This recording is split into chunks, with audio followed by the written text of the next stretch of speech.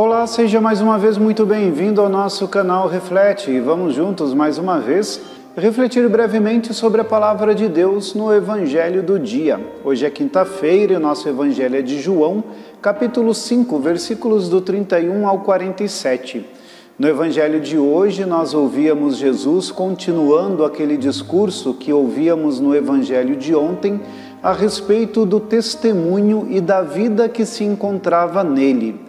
Por isso que Jesus estava falando que o seu testemunho não dependia nem de si mesmo, porque se ele falasse simplesmente sobre si, o seu testemunho não seria válido, mas também o seu testemunho não dependia de outras pessoas que falassem a respeito dele. Porque, de fato, o que testemunhava a sua missão e o fato de ele ser realmente o Filho de Deus eram as obras que ele realizava e que eram realizadas porque Deus, o Pai, lhe havia concedido de fazer tudo aquilo, porque todas as vezes em que ele realizava aquelas obras, então ele falava a respeito de Deus e da grandiosidade do seu amor, e assim ele revelava a face de Deus àquelas pessoas que nunca tinham visto a face de Deus e nunca tinham ouvido a sua voz. Então Jesus, desta forma, se mostrava para as pessoas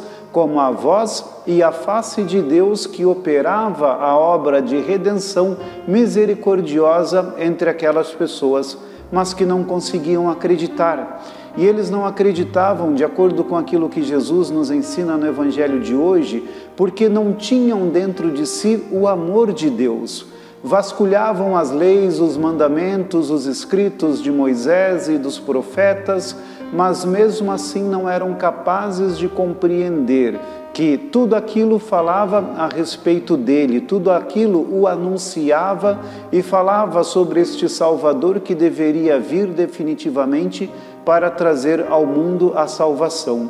E era justamente esta falta do amor no coração daquelas pessoas que não permitiam que eles acreditassem nos escritos antigos de Moisés e nas escrituras e nos mandamentos, que não compreendessem as leis e por causa disso, sem amar e nem compreender nem aquilo que Moisés havia deixado, mesmo que eles dissessem que amavam aqueles mandamentos, a falta deste amor fazia também com que eles não compreendessem em absolutamente nada quem era Jesus e qual era a missão de Jesus. De fato, é necessário possuir um coração que ama a Deus para poder também conseguir compreender em parte estes mistérios do amor e da misericórdia de Deus para conosco.